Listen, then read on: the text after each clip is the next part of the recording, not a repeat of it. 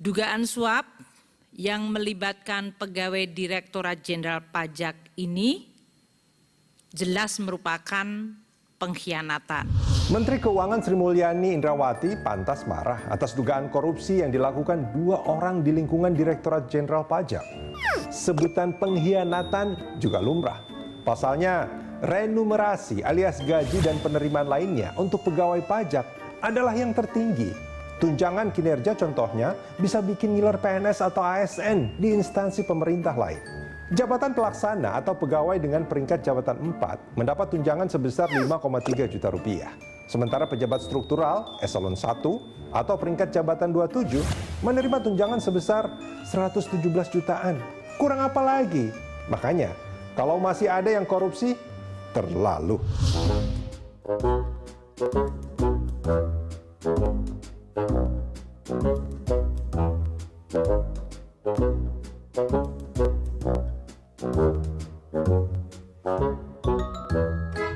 Tapi faktanya, tikus pencuri uang negara masih berkeliaran di instansi yang memiliki fasilitas gaji dan tunjangan super wah tadi.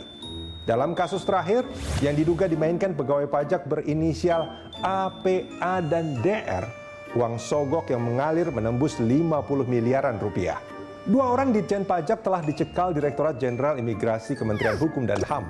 Ada pula 4 orang lain yang diduga konsultan pajak dari 3 perusahaan yang 4 gulipat mempermainkan besaran pajak yang harus disetor ke negara.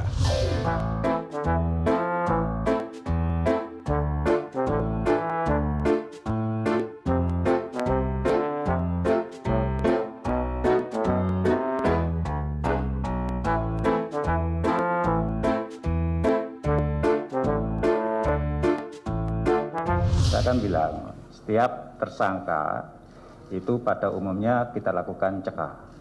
Sudah dicekal sejak 8 Februari, tapi mengapa KPK yang dipimpin Firly Bahuri tak segera mengumumkan kasusnya?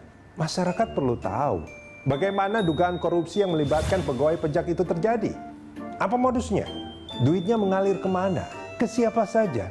Dan siapa yang terlibat?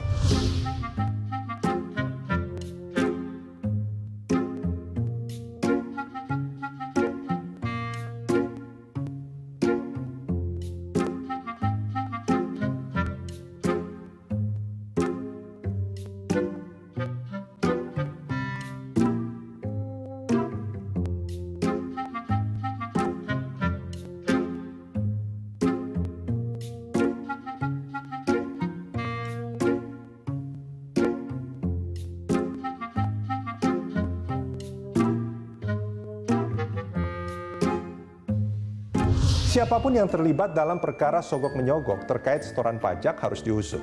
Entah itu orang dalam di Direktorat Jenderal Pajak atau si penyuap alias yang memberi uang sogoknya. 4 gulipat ini diduga tak hanya dimainkan pegawai pajak dengan konsultan dari 3 perusahaan, tapi si wajib pajak alias perusahaan yang diuntungkan juga. KPK juga mestinya mengejar korporasi yang diuntungkan dalam kejahatan korupsi. Pada 2016 lalu, Mahkamah Agung telah menerbitkan peraturan tentang tata cara penanganan perkara tindak pidana oleh korporasi.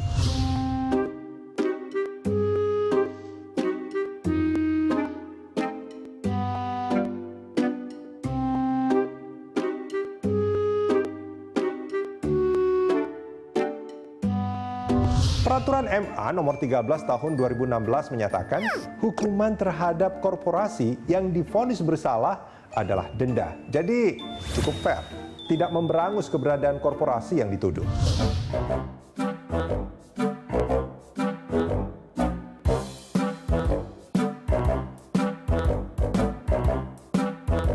Korupsi terjadi jika ada niat dan perbuatan jahat serta pelaku tindak pidana tadi. Ada mens rea serta actus reus. Begitu Guru Besar Hukum Universitas Indonesia Hikmahanto Juwana mengingatkan, 2 hal itu juga tercantum dalam pasal 2 dan 3 Undang-Undang Pemberantasan Korupsi. Selama ada paling tidak 2 bukti yang cukup, KPK tak perlu ragu untuk bertindak.